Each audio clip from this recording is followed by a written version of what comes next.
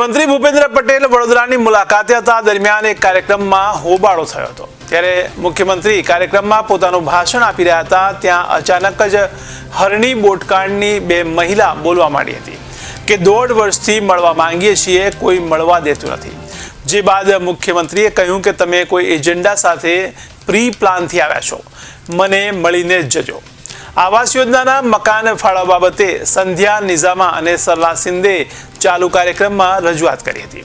ત્યારે મુખ્યમંત્રીનું સંબોધન પૂર્ણ થતાં બંને મહિલા ફરી ઊભી થઈ હતી અને રજૂઆતનો પ્રયાસ કરતા પોલીસે બંને મહિલા સંધ્યા નિજામા અને સરલા સિંધેને બળજબરીથી પકડીને બહાર લઈ ગઈ હતી। બાદમાં મુખ્યમંત્રીએ બંને મહિલાને મળવા બોલાવી હતી। ત્યારે બંને મહિલાના પતિ પંકજ સિંધે અને કલ્પેશ નિજામાને પોલીસે ડિટેન કર્યા હતા।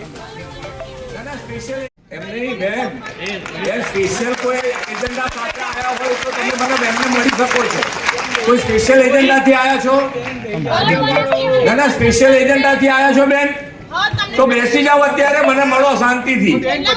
ના, સ્પેશિયલ એજન્ડાથી તમે આવ્યા છો બેન?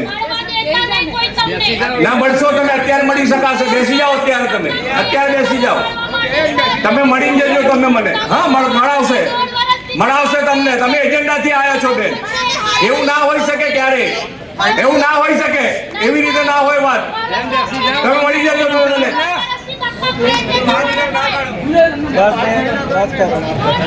પ્રોગ્રામ ચાલે છે।